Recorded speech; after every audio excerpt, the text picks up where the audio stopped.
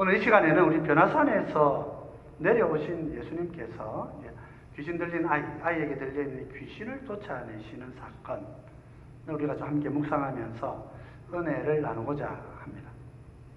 예수님께서 귀신을 쫓아내신 사건은 몇 곳에 나타나고 있습니다. 그리고 특히 이 부분은 공생의 두 번째 해가 거의 마무리되어져 가고 하는 그런 어떤 시점이죠. 세 번째 해가 전반부가 지나고 두 번째 해가 끝이 나고 세 번째 해의 전반부가 끝이 나는 그런 시점입니다.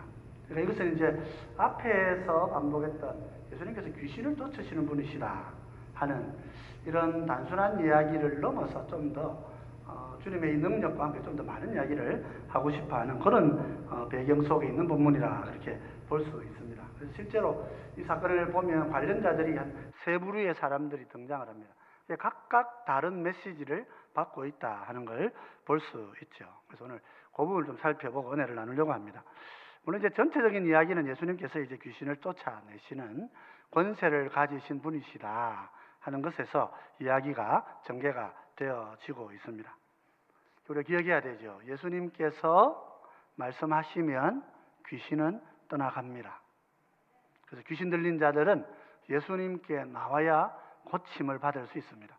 오늘날 우리 정신병적인 현상들이라 우리 같이 오버랩이 되어져서 증상들이 같으니까 이것을 귀신 들린 것과 정신병 들린 것 사이에 상당히 이렇게 좀 혼선이 빚어지기도 합니다. 그래서 어떤 분들은 이 귀신은 없다, 그냥 정신질환의 문제다, 그래서 이것도 약물로서 치료할 수 있다, 이렇게 생각을 하시는 분들도 있습니다. 정말 그렇습니다. 모든 걸 다 또 귀신이라 해가지고 이 정신적인 문제를 가지고 있어 약을 복용하고 하면서 나아지는데, 그걸 하지 않고 그냥 막 귀신이라고 때려잡으면 안 되는 거예요. 그럼 사람 막 진짜 두드려 패고 이래가지고 죽는 경우도 생깁니다. 제가 아는 경남의 어느 교회도 제가 대구에서 목회할 때 막 귀신 들린 사람을 치료하신다고 목사님이 막 치료하시다가 사람을 죽인 일이 있었어요. 참 심각한 일이죠. 근데 이 귀신 들린 사람들은 그 자기를 치료하러 오는 그 사람을 도우러 오는 거죠. 사람을 도우러 오는 그분들을 아주 자극합니다. 공격하고 그렇게 해서 무리하게 막 일을 사역을 하게 만들어요. 그래서 자칫 잘못하다가는 큰 사고가 나기도 합니다. 그러나 어쨌든 귀신 들린 사람도 예수님께 와야 됩니다. 어린 시절부터 귀신에 사로잡혀서 불과 물을 가리지 않고 뛰어드는 이런 오래된 이 귀신병들, 이것은 예수님이 아니고서는 치료할 길이 없습니다. 잠깐 약물로서 정신을 좀 무기력하게 만들어 놓는다고 해서 해결되어지는 문제가 아니라 하는 것이죠. 예수님은 귀신보다 능력이 더 있으신 분이시고 존재적으로 귀신을 타락한 이 영들이라 그렇게 말할 수 있는데, 주님이 창조주이시니까 당연히 존재적으로 귀신과는 비교할 수 없는 분이시죠. 그래서 주님이 오셔서 이 문제를 해결하시면 귀신도 떠나가는 것입니다. 그래서 우리는 문제를 가지고 주님 앞에 나오는 것이 굉장히 중요합니다. 그래서 오늘 본문도 보면 아이 아버지가 아이를 데리고 예수님께 찾아옵니다. 이분은 믿음이 있는 거예요. 그죠? 이분 믿음이 있는 것입니다. 예수님께서 치료하시는 분이시라고 하는 믿음을 가지고 있어요. 그래서 이 주님께 데려오면 내 아이가 나을 수 있다. 지금까지 아이 고치려고 돈도 많이 쓰고 많은 의사들도 만났을 것이고, 축사사에 가는 사람도 만났을 것이고, 당시 유대 사회 안에도 귀신 쫓는 사람들이 있었습니다. 얼마든지 그런 사람들을 찾아가서 이렇게 부탁을 하고 했을 것입니다. 변화가 없는 거죠. 강력한 귀신이 들어있기 때문에 아이를 어떻게 고치지를 못한 거예요. 예수님께 고침을 받으려고 아이를 데려온 것입니다. 믿음이 있고 잘한 것입니다. 그런데 문제는 이때 예수님이 안 계셨어요. 변화산에 올라가셨어요. 그래서 밑에서 제자들에게 고쳐달라고 했습니다. 제자들도 사실은 귀신을 쫓아내는 사역을 하고 있었습니다. 실제로 마가복음 6장 12절 13절을 보면 이런 예수님의 그 제자들의 사역이 나타납니다. 제자들이 나가서 회개하라 전파하고 많은 귀신을 쫓아내며 많은 병자에게 기름을 발라 고치더라 그랬죠. 제자들도 복음을 증거하고 귀신을 쫓아내고 병자들에게 기름을 부어서 고치는 치유의 사역을 감당해 왔던 것입니다. 근데 문제가 어디 있나요? 이 사람들에게 이 은사와 능력이 사라진 거예요. 아마 제자들도 당황을 한 것 같아요. 몇 번 시도를 하고 전에 하던 방식으로 했는데 결과적으로는 귀신이 쫓겨나지 않았어요. 아버지의 믿음도 온전한 믿음이 못 되었고 제자들의 은사도 존재하지를 못합니다. 힘을 발휘하지 못합니다. 교회는 이러면 할 수 있는 게 아무것도 없어요. 믿음이 기능하지 않고 은사가 발휘되지 않으면 교회는 정말 아무것도 할 수 없는 거예요. 그러면 어떻게 됩니까? 그러면 변론에 휩싸이는 것입니다. 교회가 그렇습니다. 여러분, 교회가 우리 믿음이 약해지고 성령이 주신 은사가 물러서게 되면 그럼 교회는 어떻게 돼요? 다투고 싸웁니다. 그게 우리의 현실인 거예요. 세상에 있는 교회가 천국을 나타내는 하나님의 집이지만은 믿음이 흔들리고 성령의 은사가 연약해지면 교회는 다툼과 싸움에 휩싸이는 거예요. 여러분, 우리가 그래서 항상 믿음과 은사를 위해서 기도하셔야 되는 거예요. 우리가 거기에서 후퇴하고 물러서 버리면 다툽니다. 왜 다툽니까? 저 사람 잘못해서 다투는 거 아닙니다. 왜 다툽니까? 내가 잘나서 다투는 거 아니에요. 다툼의 이유는 하나밖에 없는 거예요. 믿음이 약해져서 그런 거예요. 은사가 후퇴하기 때문에 그런 거예요. 자, 그러니까 이제 뭐가 남아요? 변론이 남는 거예요. 14절 예수님께서도 보시면서 내려오시면서 보시니까 사람들이 다투고 변론하고 있는 거죠. 14절에 이렇게 서기합니다. 오늘 본문의 시작절인데요. 이에 그들이 제자들에게 와서 보니 큰 무리가 그들을 둘러싸고 서기관들이 그들과 더불어 변론하고 있더라. 서기관들이 이제 변론하고 있어요. 예수님께서 물으십니다. 예수님 모르지 않으시지만 물어보시죠. 뭐 다투느냐? 서기관들하고 너가 뭔 변론할 일이 있느냐? 여러분, 그렇습니다. 우리가 변론할 이유가 없어요. 뭘 해야 되겠어요? 오늘 그 답이 여기에 있는 거예요. 변론하니까 예수님께서 뭐 변론하노? 이 말은 무슨 말입니까? 예수님 몰라서 그 변론 사건을 추적하고 싶어가지고 지금 조사관으로 조사하시는 게 아니란 말이에요. 뭘 다투냐고? 왜 다투고 있냐고? 다툴 일이 아니죠. 제자들은 뭐 할 말이 없죠. 은사가 물러갔으니 도대체 할 수 있는 일이 없었고. 아버지가 이렇게 얘기합니다. 17절 18절이죠. 무리 중에 하나가 대답하되 선생님, 말 못하게 귀신 들린 내 아들을 선생님께 데려왔나이다. 귀신이 어디서든지 그를 잡으면 거꾸러져 거품을 흘리며 이를 갈며 그리고 파리해지는지라. 내가 선생님의 제자들에게 내쫓아달라 하였으나 그들이 능히 하지 못하더이다. 여기서 보면 우리가 좀 귀신 들린 현상들이 좀 이렇게 보여집니다. 사람이 가다가 그냥 거꾸러져 버리고 입에서 거품이 흘러나오고 이를 막 갈면서 온몸이 쇠약해지는 것. 귀신 들린 현상이다, 이렇게 볼 수 있죠. 꼭 귀신이 안 들려도 이런 현상이 나타납니다. 원인들이 다양하기 때문에. 그래서 그럴 땐 다른 처방법을 씁니다만은 귀신이 와서 되는 일은 그런 걸로 해결할 수가 없는 거예요. 그러니까 제자들이 능히 하지 못합디다. 그래서 이제 변론이 찾아오는 것입니다. 왜 변론합니까? 서기관들은 악한 자들입니다. 그러니까 이 사람들은 예수 그리스도와 지금 이 제자들을 동일시시키는 거예요. 제자들이 못한 것은 주님이 못하신 거죠. 세상은 그렇게 보지 않습니까? 교회가 못하면 예수님을 욕하는 거예요. 우리가 무능하면 주님이 그렇게 비난을 받는 거예요. 그게 변론이에요. 그 변론의 본질이지요. 그들은 우리가 못하는 걸 가지고 와서 주님이 못하신다고 하나님을 비난하고 비웃습니다. 주님이 와 계시는 자리, 그때도 그랬다 하는 거죠. 근데 본문 이야기는 이제 그렇게 마무리는 이렇게 됩니다. 예수님이 귀신을 쫓아내십니다. 구체적으로 말씀하셔요. 말 못하고 듣지 못하게 하는 귀신아, 정확하게 그 귀신을 불러내셔요. 그러시고 떠나가라 그러고 다시 들어오지 말라고 명령하셔요. 귀신이 막 놀래가 기겁을 하고 막 소리를 질러. 아이가 소리를 지르는 건데 마가는 기록하죠. 귀신이 소리 질렀다 그랬어요. 귀신 들린 사람 안에서 귀신이 내 몸을 장악해가지고 귀신이 막 소리 지르는 거예요. 그리고 막 아이는 경련이 들고 막 죽은 것처럼 쓰러지니까 또 사람들은 애 죽었다 봐라, 애 죽었다 하고 또 난리를 피우는 것입니다. 예수님께서 아이의 손을 잡아서 일으켜 세우셔요. 27절이죠. 예수께서 그 손을 잡아 일으키시니 이에 일어서니라. 그죠? 그렇습니다. 예수님께서 계시면 귀신이 떠나가고 그 귀신 들린 사람이 자유하게 되는 것입니다. 이 메시지는 사실은 마가복음 앞에서는 이미 우리에게 들려진 메시지입니다. 그런데 오늘 이 사건은 앞에 변화산 사건 다음에 일어나는 사건입니다. 변화산은 9장 7절에서 예수님이 누구인가 하는 것을 이렇게 소개합니다.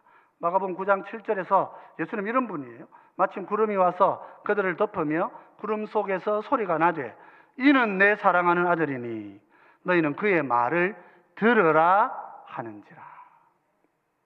너희가 그의 말을 들으라 하는지라. 앞에 무슨 일이 있었냐면은 베드로가 이 놀래가지고 막 하나님 예수님 옆에 막 엘리야 모세 나타오는 모습 보고 놀래가지고 막 주님 우리가 여었다가 막 모세를 위해 텐트 하나 짓고 이 장막 짓고 여어서 삽시다 막 그러면서 정신없는 말을 막 하는 거예요. 여러분 성령을 만나고 은혜를 만나서 내 입에서 말이 막 튀어나오는데 그게 건강한 말이 아닐 수 있다는 걸 기억해야 되는 거예요. 성령이 오셔서 내가 말하기 때문에 내가 막 그냥 말한다고 함부로 말하면 안 되는 것이란 말이죠. 주님이 말씀은 네가 예수님께 뭐라고 말하지 말라 말이에요. 주님이 너희한테 말할 거란 말이에요. 너희는 그의 말에 귀를 기울이고 그의 말을 들으라 하신 분이 지금 오셔서 귀신을 쫓아내셨다. 그리고는 본문의 이야기가 이어지고 있는 것입니다. 그렇습니다, 여러분. 우리는 주님을 우리의 모든 것을 다해서 순종하고 듣고 헌신해야 될 분으로 그렇게 모셔야 하는 거예요. 우리 예수님은 그냥 귀신병 하나 쫓아주시는 그런 분이 아닙니다. 그냥 병자 데려와서 고쳐주시는 그런 분이 아니란 말이에요. 주님은 우리의 믿음을 보십니다. 그런데 우리가 가지고 있는 믿음은 항상 부족한 믿음 아닙니까? 제대로 된 믿음이 아니죠. 믿음을 자라게 해주시고 우리의 믿음을 자라게 하심으로써 우리가 하나님의 백성으로서 온전히 설 수 있도록 인도해 주시는 분이시죠. 오늘 본문에 예수님께서는 세 가지 메시지를 지금 주시고 계세요. 첫째로는 서기관들에게 말씀하십니다. 19절은 이렇습니다. 대답하여 이르시되 믿음이 없는 세대여 내가 얼마나 너희와 함께 있으며 얼마나 너희에게 참으리요 그를 내게로 데려오라 하시매 그랬었어요. 우리는 믿음이 없는 세대여라는 이 말씀을 아버지가 하고 난 다음에 대답하니까 이게 아버지를 보고 나무라시는 거다 이렇게 생각하면 안 되는 거예요. 그래서 예수님께서 변론을 뭘 했느냐 물어보시고 이 사람이 대답했기 때문에 그 대답을 듣고 변론을 일으키는 서기관들에게 말씀하시는 거예요. 이 서기관들을 향하여 주님이 뭐라고 말씀하시냐면 믿음 없는 세대라 그러셨어요. 믿음 없는 세대. 내가 너희와 얼마나 함께 있고 얼마나 너희를 참아야 너희가 믿음으로 복음을 받아들이겠느냐. 이 말은 무슨 말입니까? 이들은 복음을 받아들이지 않는 자들이다. 그런 뜻이에요. 놀라운 선언입니다. 성경을 공부하고 율법을 알고 지식을 갖추고 믿음 생활 대대로 해오고 있는 이 사람들을 향하여서 예수님께서 너희들은 악하고 게으른 세대란 말이죠. 성경을 알고 지식은 넘치는데 주님을 알아보지 못하고 있단 말이죠. 오늘도 찾아온 이유가 뭡니까? 지금 논쟁하고 있는 게 정말 뭘 위한 변론이냐 말이에요. 이건 비난이죠, 비난. 예수님이 그것도 못하는데 너가 그것도 못하는데 무슨 예수님이 하나님의 아들이냐고. 그 논란에 휩싸여서 공동체가 이 제자 공동체를 무너뜨리려고 찾아온 사람들이란 말이에요. 자기들의 세상 학문의 권위를 가지고, 세상의 지식의 권위를 가지고 교회를 무너뜨리려고 온 사람들이란 말이죠. 우리가 이 복음서를 읽어보면 예수님 마지막 그 십자가 죽으시기까지 일주일의 이야기가 나오는데, 그 중에 화요일 정도 되는 날에 예수님께서 모든 계파의 지도자들 다 만나셔요. 헤롯 당과 이야기하셔요. 사두개파와 이야기하십니다. 서기관 율법사하고 이야기하십니다. 그리고 바리새파하고도 이야기하십니다. 결론은 뭐냐면 이스라엘에 있는 어떤 계파 중에도 누구도 주님을 맞이하고 구원받는 자가 없다는 것입니다. 그렇게 하시고 십자가를 지러 가신 거예요. 우리가 이 세상에는 복음을 거역하는 자들이 있다는 걸 기억해야 됩니다. 복음을 안 받아들이려고 하는 자들이 있다는 것을 기억해야 됩니다. 하나님의 뜻이라 그렇게 생각하고 우리가 그걸 받아들여야 한다 하는 것입니다. 교회 안에도 그런 사람들이 와 있을 수 있어요. 공동체 안에도 찾아와서 공동체 교회의 기반을 무너뜨리려고 하는 악한 사람들이 교회를 향해 그렇게 자기의 집인 양, 교회가 자기 집인 양 그렇게 찾아와 있을 수가 있다는 것입니다. 혹 내가 그렇지 않을까? 항상 여러분 깨어서 자신을 돌아보셔야 되는 거예요. 기준은 내가 주님을 내 구주로, 이는 내 사랑하는 아들이니 너희는 그의 말을 들으라 하시는 주님의 말씀 앞에 내가 순종하고 있는가 항상 살펴보면서 내가 이런 자가 아니기를 기도하고 항상 깨어서 경계해야 한다 하는 것입니다. 이 첫 번째 메시지죠. 첫 번째 메시지. 두 번째 메시지는 이 아이의 아버지예요. 아마 이분이 우리 모두의 모습 아닐까 그런 생각을 해봅니다. 예수님께서는 아이의 아버지의 믿음을 보십니다. 이분이 믿음을 가지고 왔잖아요. 그래서 주님이 고치신다고 믿음을 가지고 왔잖아요. 22절에 이렇게 얘기합니다. 귀신이 그를 죽이려고 불과 물에 자주 던졌나이다. 아버지 마음이 어떻겠습니까? 애가 막 자기 자살한다고 뛰어들면서 불에 뛰어들고 물에 뛰어든다.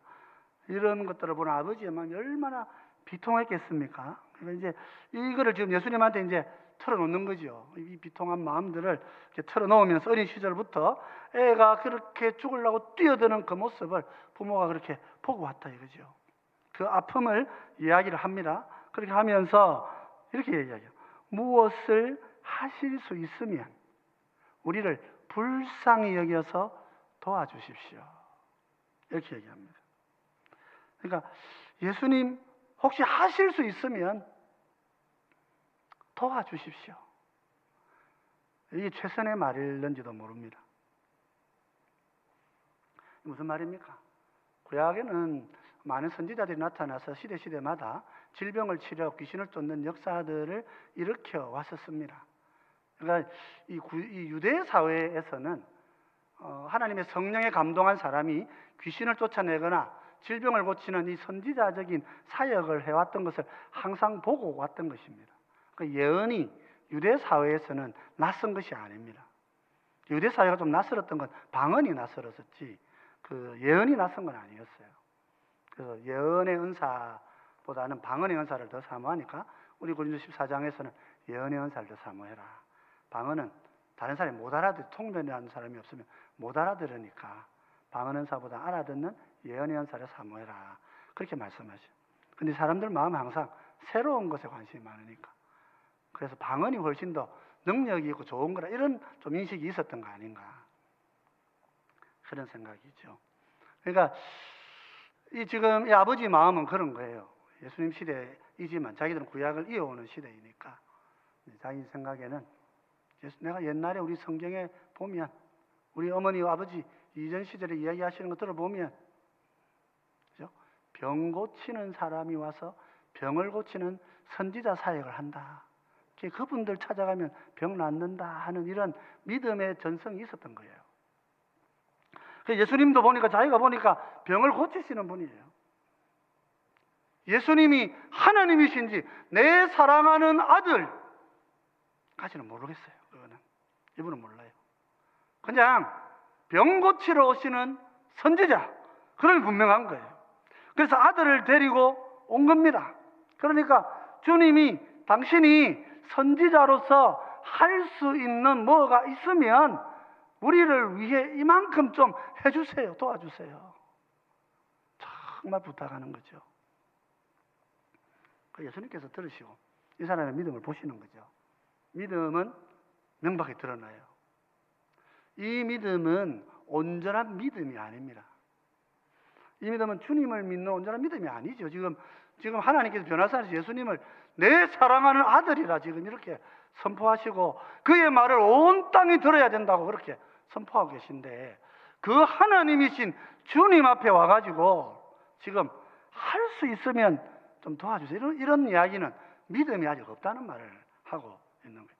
충분한 믿음이 아니라. 그러나 시작하는 믿음. 그 예수님께서 23절에 이렇게 말씀하셔요. 예수께서 이르시되 할 수 있거든이 무슨 말이냐? 믿는 자에게는 능히 하지 못할 일이 없느니라 하시니 그랬어요. 근데 지금 나한테 와가지고 선지자의 어떤 가능성, 선지자들이 하는 그런 작은 치유의 가능성을 두고 지금 나에게 와서 그 작은 가능성을 의지해가지고 나에게 고쳐달라고 지금 이야기하는 것이냐? 나는 모든 것을 짓고 허무는 하나님이다. 그렇게 말씀하는 거예요. 아버지가 놀랬죠. 말귀는 다 못 알아들어서도 놀란 겁니다. 그 대답이 뭡니까? 내가 믿습니다. 이렇게 하는 거예요. 그게 문제가 있죠, 여러분. 그러면 믿음이 생깁니까? 내가 믿습니다 하고 사도신경 한 10번 외우면 믿음이 덜컥 생깁니까?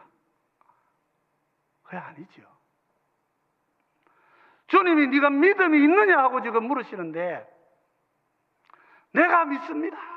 대답은 그래야 될 것 같단 말이죠. 우리가 안 그렇습니까, 여러분?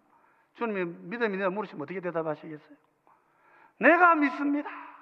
이번 한 가지 더 했어요. 내 믿음 없는 것을 도와주십시오. 여러분, 문제 앞에 서보면 뭐가 드러납니까? 문제가 드러납니까? 아니요, 문제 앞에 서보면 내가 드러나는 것입니다.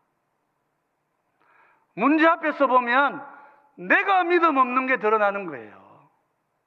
그렇죠? 문제 앞에서 보면 흔들리는 나를 발견하는 거예요. 고난이 오고 핍박이 오면 흔들리는 나를 발견하게 되는 거 아닙니까? 경제적으로 어려움이 오면 그것 때문에 흔들리는 내가 발견되잖아요. 물질적으로만 그렇습니까? 건강적으로 어려우면 어떻습니까? 흔들리는 나를 보게 되잖아요. 내가 믿음이 없습니다.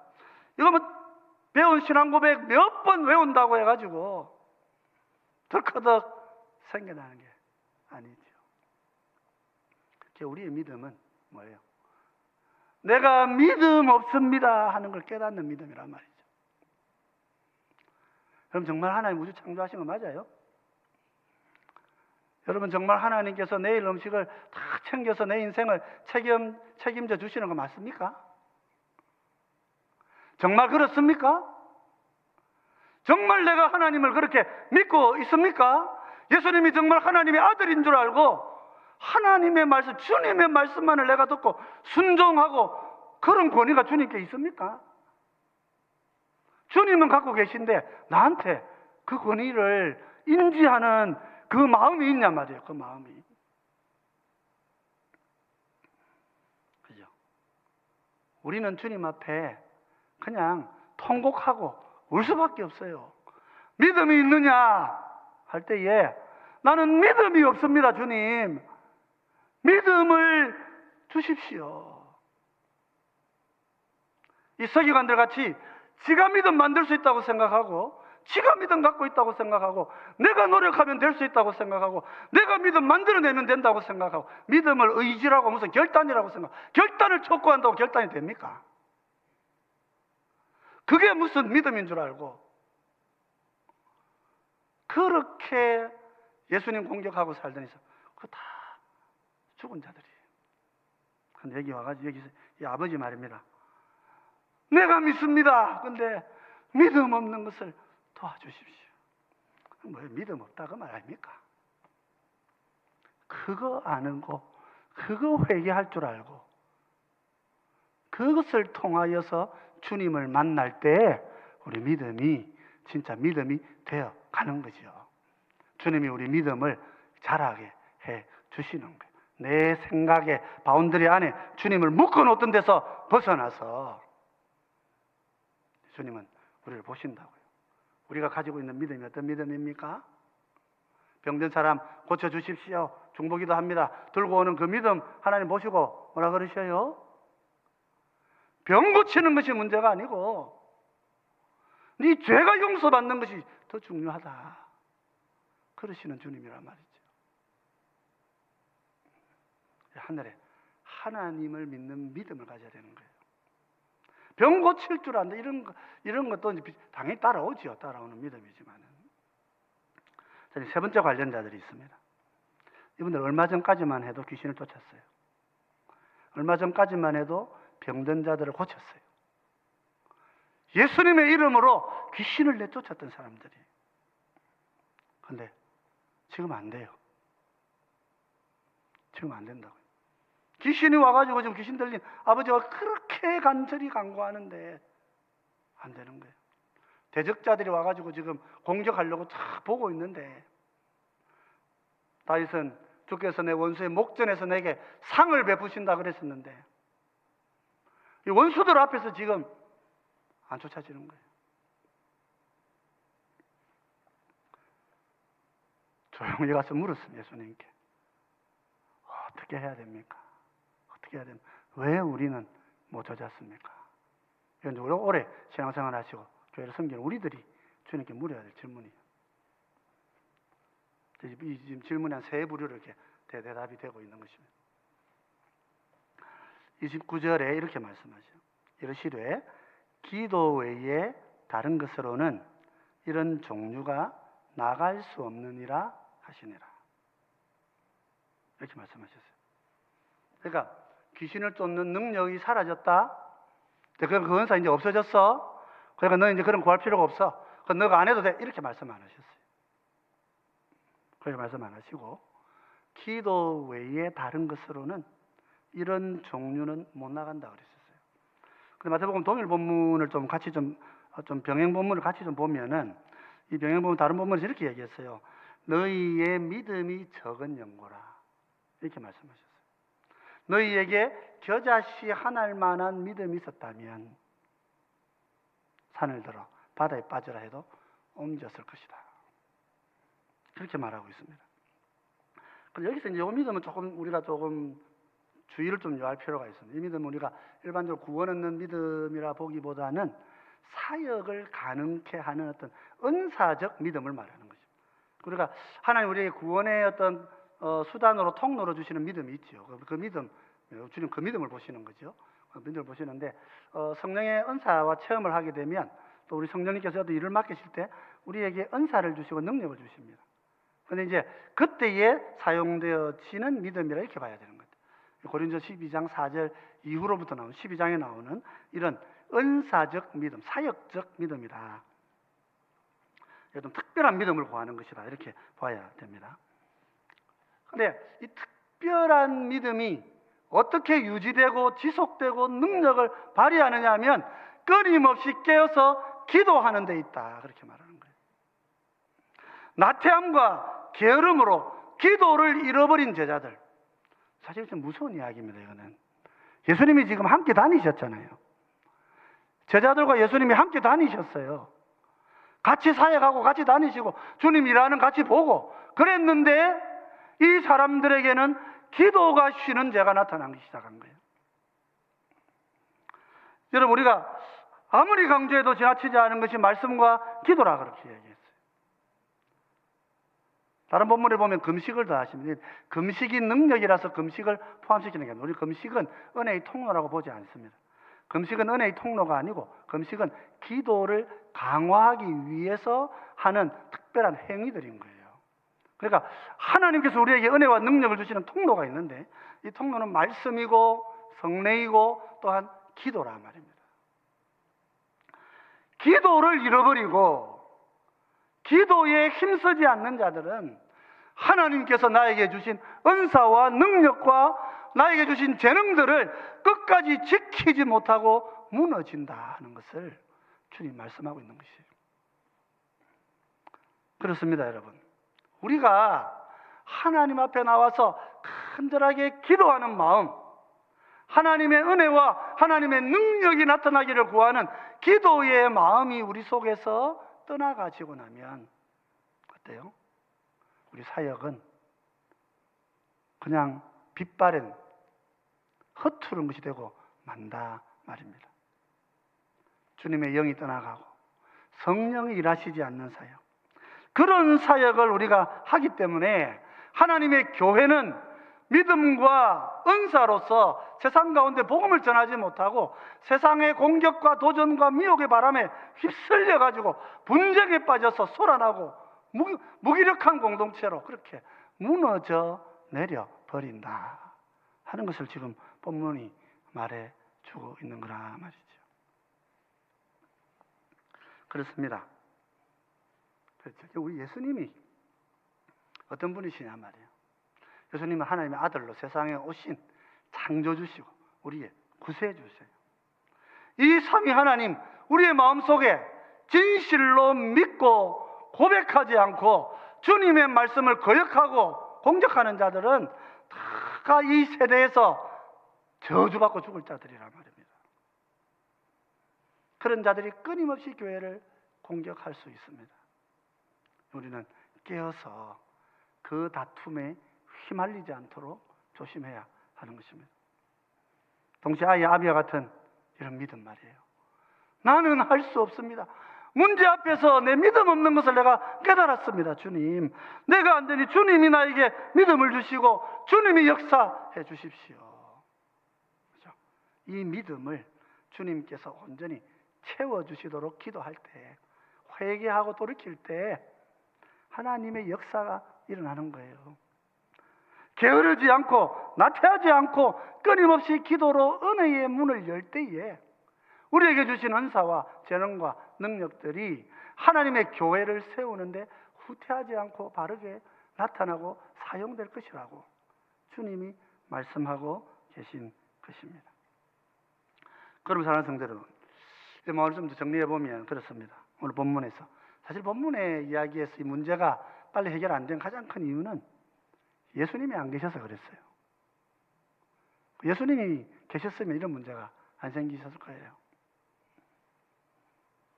예수님 지금 변화산에 가 계셨기 때문에 당장 그 상황에 안 계셨어요. 그러니까 믿음은 없고 믿음은 약하고 온전하지 않고 은사도 다 뺏기고 이런 상황에서 문제를 풀 수 없는 교회가 그냥 허우적거리다가 세상의 변론에 휩쓸려 가지고 변론하고 있는 거예요. 믿음 세우고, 그죠? 복음 전해야 될 교회가 변론에 빠져 있는 것이죠. 우리에게도 문제가 됩니다, 여러분. 예수님 변화산에 가셔도 이렇게 안 되는데 지금 하늘에 올라가 계시다는데 지금 우리는 뭐 어떻게 하면 이 문제를 해결할 수 있느냐 말이에요. 우리 교회는 어떻게 해야 주님이 몸으로 안 와 계신 이 땅에서 천국을 전할 수 있습니까? 그렇죠? 우리 주님이 그거 말씀하시려고 하시는 거죠. 우리가 주님이 하늘에 계신다고, 그래서 하나님 내 눈에, 예수님 지금 내 눈에 안 보이신다고, 지금 이 자리에 예수님이 안 계시다고 생각하는 그 불신을 버려야 되는 거란 말이에요. 비록 내 눈에 주님이 지금 당장 안 보이시지만은 주님은 성령 안에서 우리와 함께 하시고 우리를 하늘 보좌에 앉히시고 우리를 자기 집으로 알고 여기에 와 계신 하늘의 통치자이심을 믿어야 한단 말입니다. 우리의 믿음이 온전해져야 된단 말이에요. 주님이 지금 여기에 계심을 확실하게 믿어야 되는 거예요. 그것이 임마누엘의 주님을 내가 마음에 모실 때, 그때에 우리는 주님이 하늘에 계셔도 이 땅에서 병을 고치고 귀신을 쫓는 교회가 될 수 있단 말이지요. 깨어서 기도하소. 하늘의 은혜의 통로의 문을 활짝 열어놓을 때에 하늘의 역사가 우리 가운데 함께하게 되는 것입니다. 그래서 기도에 힘쓰는 교회, 그래서 말씀을 붙드는 교회, 주님이 하나님께서 내 사랑하는 아들 그에게 말하고 너는 말하지 마. 네가 왜 교회 와가지고 말씀 앞에서 네가 이야기를 하고 있냔 말이에요. 주님이 말씀하시는 거 듣고 나가서 행하고 순종하면 될 일이지, 왜 여기에서 변론을 하고 다투고 있느냐 말이죠. 그렇습니다, 여러분. 주님 우리에게 믿음 주러 오신 분이시고 성령님 주러 오신 분이시란 말이에요.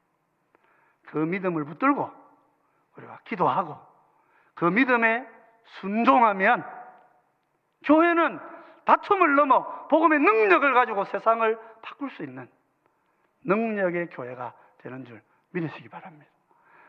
아무것도 아닌 아버지 같은 이런 연약한 믿음을 가진 나를 붙들어서 주님의 역사가 나타나게 될 것입니다. 그 주님 우리가 마음에 잘 붙으시고 믿음으로, 기도로, 말씀으로 온전히 하나님의 교회를 이루어 나가시는 주의 자녀들이 되시기를 주의 이름으로 축원드립니다.